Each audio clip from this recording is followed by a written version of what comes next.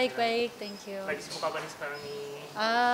Banyak sih yang diurusin, ada bisnis-bisnis yang dikerjain, terus juga ngajar juga, ngajar diving, terus traveling kemarin baru pulang, terus sekarang lagi, kalau hari ini lagi sibuknya nyiapin ulang tahun buat anakku besok, partinya besok. Oh, traveling. Kamu suka itu kan traveling?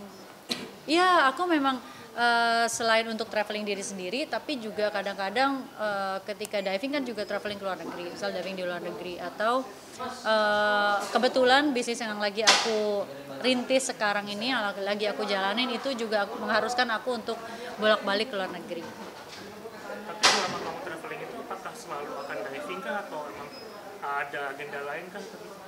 Kebanyakan diving, kebanyakan diving. Itu kenapa kamu awal mulanya bisa jadi cinta sama diving? Kepanjangan itu. Dan apa triggernya namanya kenapa? Mau jadi cave diver karena waktu itu di 2018 ngelihat ada cave rescue tuh di Thailand, terus jadi terinspirasi, terus jadi pengen gitu dari situ. Terus selama kamu traveling itu ada kayak tempat yang memorable buat kamu masih menurut kamu yang best view atau itu di mana? Nggak ada, semuanya memorable karena semuanya menawarkan keindahan, kecantikan alam yang beda-beda. Gitu. Tapi ini datingnya masih Indonesia atau sampai keluar sendiri? Sudah keluar negeri, ya makanya banyak travelnya keluar negeri juga. Apa aja negara mana aja yang memang jadi favorit biasa? Nggak ada yang favorit, semuanya tuh favorit gitu. Semuanya tuh bagus karena aku bilang tadi itu menawarkan keindahan yang tersendiri lah, punya keunikan masing-masing. Ada berbeda nggak sih faktor kayak negara-negara yang untuk dating dengan Indonesia sendiri?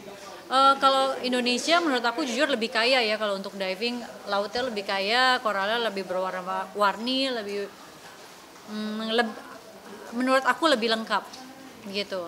Tapi negara-negara lain juga menawarkan sesuatu yang Indonesia nggak punya. Contohnya misalnya kalau di Maldives, Indonesia punya sharks, tapi Maldives punya lebih banyak lagi sharks gitu, punya hiu gitu. Jadi walaupun Indonesia punya semuanya, tapi juga ada yang negara lain punya lebih banyak. Berarti di Indonesia ada, di luar pun belum tentu ada. Iya seperti itu, kayak misalnya contoh di Jepang koralnya nggak serame Indonesia, nggak sebanyak Indonesia, nggak seberwarna-warni Indonesia gitu. Indonesia enak lah, airnya hangat, isinya rame gitu. Tapi kenapa sampai diving ke luar negeri sendiri Pak? Cobain aja kemana-mana ya. Tapi keluar itu jadi sebuah tantangan tersendiri bagi lo yang suka diving. Suka diving, suka traveling, ya kepuasan tersendiri aja. Ibaratnya orang suka naik gunung, terus cobain gunung-gunung di mana sama aja. Diving juga gitu. Tapi kalau traveling prefer private itu atau open trip itu apa gimana? Kadang-kadang aku bikin trip. Kadang-kadang aku bikin trip. Kalau aku lagi sewa boat, satu boat besar gitu, yacht gitu, terus aku ajakin orang-orang untuk join trip gitu. Tapi kalau enggak, aku sendiri juga nggak masalah sih. Apa itu emang usahanya kayak gitu apa emang? Itu salah satunya. Ya, salah satu. Oh, berarti dari hobi akhirnya bisa menjadi bisnis ya? Iya. Gitu ya? Oke. Udah berapa tahun sih Pak menggeluti diving? Diving udah dari 2018. 2018. Ya, cuma mulai terkenal di diving 2020. Ya. Berarti hobi yang terbayarkan nggak sih Kak? 2015 akhirnya sampai detik ini lu masih Terbayarkannya bukan karena penghasilannya ya, karena ngajar itu nggak gede juga sih penghasilan dari ngajar diving. Tapi lebih ke achievement ya, jadi dikenal prestasinya, terus achievement sampai sekarang yang sudah dicapai di diving apa. Contohnya kayak aku bisa kemudian diundang ke Saudi Arabia itu karena aku terkenal di diving gitu. Jadi ya itulah terbayarkannya di situ gitu, bahwa oh sudah dilihat gitu. Berarti itu dari 2018 sudah ngajar atau Enggak, 2021 ngajar. Oh, berarti dari hobi akhirnya bisa ngajar gitu ya. Ya. Tapi ada momen kayak zong lah, kayak misal ditawarkan sesuatu di sini tapi ternyata nggak sebagus itu pas traveling atau pas diving itu. Nggak sebagus. Nggak bisa ngomong gitu ya, karena itu alam. Mau misalnya Indonesia di bagian laut di pulau mana terkenalnya apa, tapi kalau nggak ketemu ya nggak ketemu aja kan. Kita nggak bisa manggil ikan, nggak bisa manggil hiu, nggak bisa manggil paus kan. Jadi ya yang nggak bukan zong, kalau kita nggak ketemu apa-apa ya artinya harus coba lagi next time. Tapi kalau bad experience itu pernah nggak sih, kayak misalnya di bawah itu kan arus kadang kan nggak nentu kan. Enggak, bad experience tidak pernah di bawah laut. Bad experience biasanya sama sesama manusia aja. Misalnya sesama pesertanya kurang asik atau terjadi apa, keributan apa, atau servis yang nggak bagus gitu, itu bad experience. Tapi kalau di dalam laut semuanya tergantung ya fun-fun aja. Lisensinya berarti sudah Instruktur instruktur ya, dan technical. di teknikal ya. Kedalaman berarti sudah sampai berapa sih Kak kalau Aku sudah di 100 meter. 100 meter? Itu memang finishnya biasa diving 100 meter atau Enggak, itu ada 100 meter itu adalah bilangnya apa ya? Maksimal kedalaman yang diakui diving agency. Gitu. Jadi kalau untuk belajar itu maksimal sampai 100 meter, tapi kalau mau lebih itu jadinya exploration dan itu di apa ya bilang, bukan course lagi, bukan kelas lagi, tapi udah resiko sendiri, explore sendiri dengan berdasarkan pengetahuan yang kita punya. Gitu. Tapi kamu ada ketakutan nggak sih Kak? Kan makin dalam kan makin gelap, itu kayak ada ketakutan. Gelapnya sih nggak takut, tapi makin dalam memang makin bahaya. Orang bisa meninggal gitu karena tabungnya banyak, tabung udaranya banyak. Kemudian kalau salah pakai tabung, salah pakai udara, itu bisa mengakibatkan sampai jumpa di dunia lain. Berarti kamu Gitu. nothing tulus itu masuk ke air ya udah. Enggak ada nothing tulus karena aku punya anak, aku menghargai hidupku dengan baik. Aku mencintai hidupku. Jadi apapun aku lakukan itu memang penuh resiko, tetapi aku lakukan dengan baik dan serius gitu, dan untuk mencegah hal-hal yang tidak diinginkan. Tapi pengalaman yang tidak menyenangkan, tidak menariknya dalam selama berdiving ini apa? Itu tadi kalau tripnya teman-temannya nggak asik, pesertanya nggak enak gitu. Trouble kayak di pas proses diving itu pernah mengalami nggak sih? Ya, adalah hal-hal kecil, tapi itu biasanya karena kesalahan sendiri-sendiri. Misalnya kurang persiapan, lupa nyiapin dari semalam, lupa nulis, catatan, kayak gitu-gitu. Itu annoying sih. Tapi itu bukan salah orang lain, itu salah diri aku sendiri. Karena aku yang bertanggung jawab atas diving aku sendiri. Tapi benar-benar danger banget saat proses diving. Kayak itu near ada death pengalaman experience nggak sih? gitu. Near death experience nggak ada sih. Bisa tabung bocor gitu. Tabung bocor nggak pernah. Karena apapun yang aku lakukan sekarang itu, kalaupun terjadi misalnya bocor seperti yang dibilang tadi, itu aku sudah tahu cara menghandle-nya harus kayak gimana. Ya. Tapi anak-anak gimana? Sudah ada yang ajak Anak satu. ya, anak udah ada yang diajarin gitu, Belum mas, ngikutin. baru 9 tahun. Kak, perihal yang tertipu itu gimana sih Kak ceritanya Kak?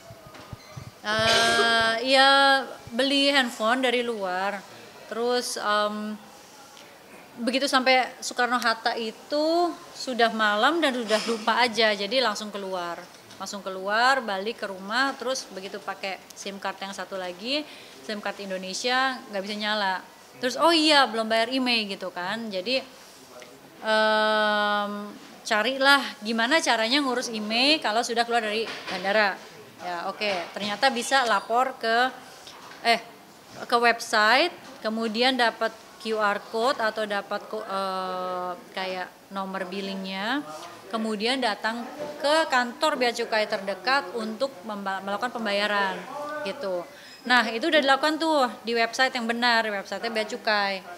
Kemudian ya dapat semacam QR code dan nomor billing gitu. Kemudian aku screenshot, terus carilah di Google kantor bea cukai gitu. Udah keluar banyak, ada banyak ternyata ya, nyari yang dekat rumah supaya nggak perlu balik kan. Setahu aku kan ada yang di Jakarta di bandara kan, jadi males kalau harus balik ke sana. Ya udah cari, ketemulah ada tulisannya itu di Google Map, bahkan kantor bea cukai pusat gitu. Ya udah, ini ada di tulisnya Pulau Gadung apa ya, terus aku aku juga mau mastiin gitu sebelum ke sana, aku mau telepon apakah kantornya masih buka atau enggak, mengingat ini kan instansi pemerintah ya gitu. Jadi daripada udah nyampe sana nggak ada orang, mendingan telepon dulu. Aku telepon terus diangkat. Diangkat terus aku bilang saya mau ngurus email. Oh iya nggak apa-apa Bu, bisa kok langsung online aja via WhatsApp. Oh oke, ya udah saya aku lanjut ke nomor tersebut. Itu nomornya nomor handphone by the way.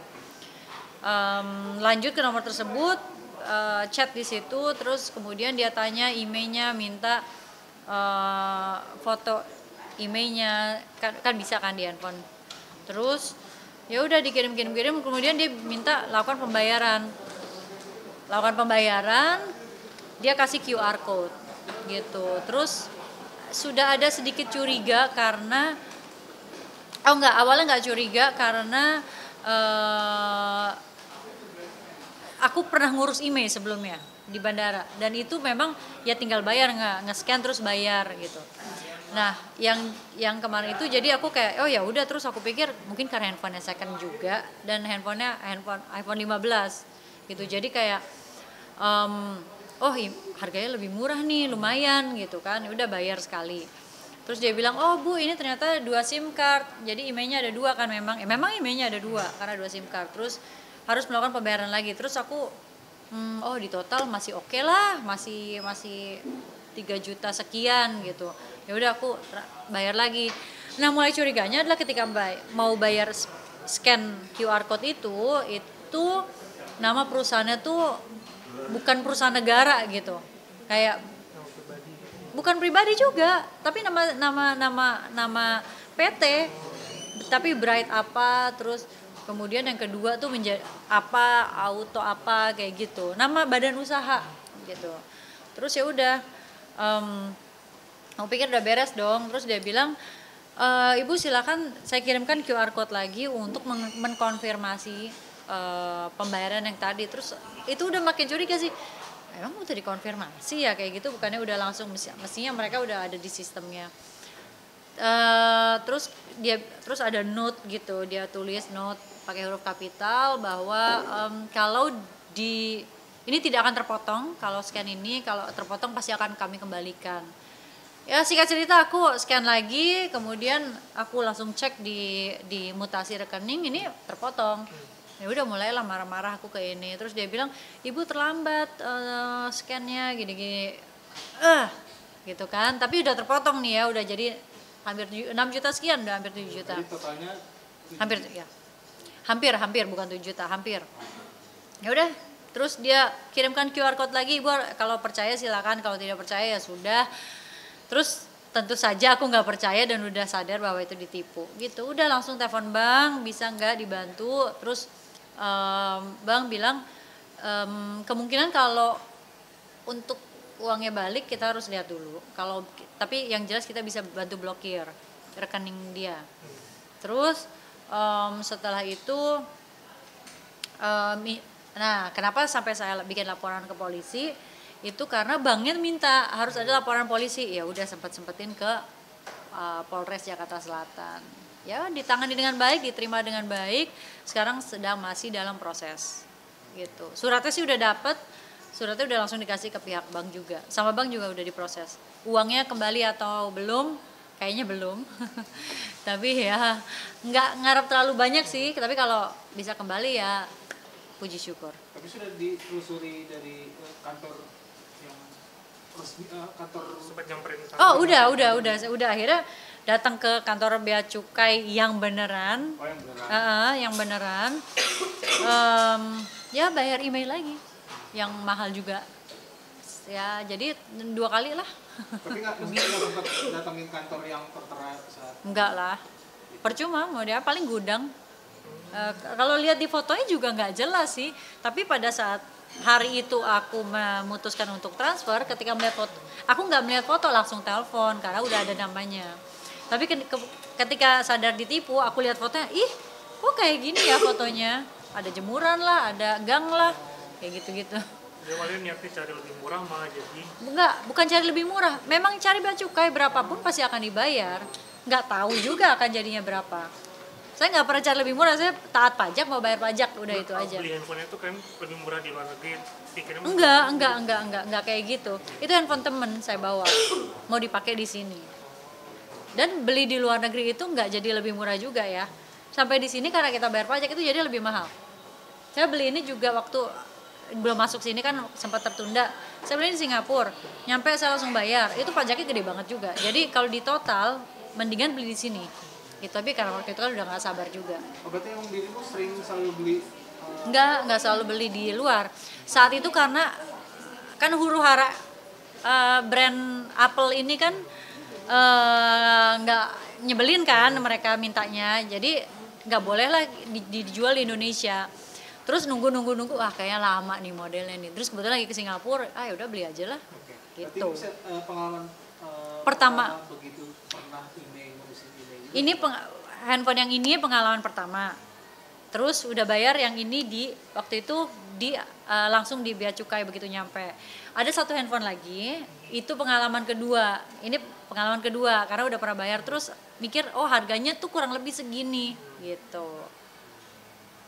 Jadi 2 kali lah. Jadi pelajaran tersendiri berarti Pak. Pelajaran tersendiri jangan bodoh-bodoh banget lah. Aku yang bodoh kok ini.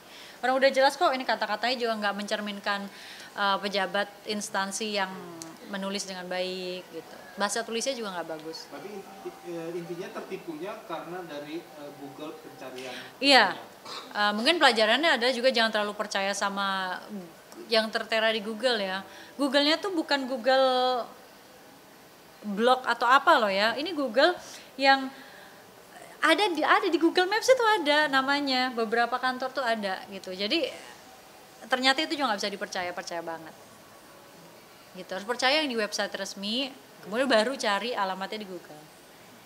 Jadi sampai detik ini belum ada tanggapan atau update dari pihak kepolisian? Belum.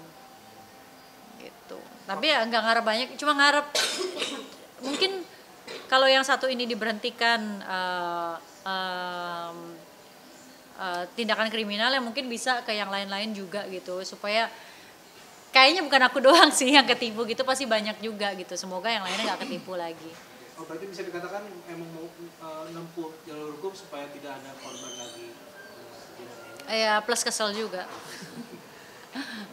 Ada lagi? Oke, sip. Itu aja, Terima kasih. thank you.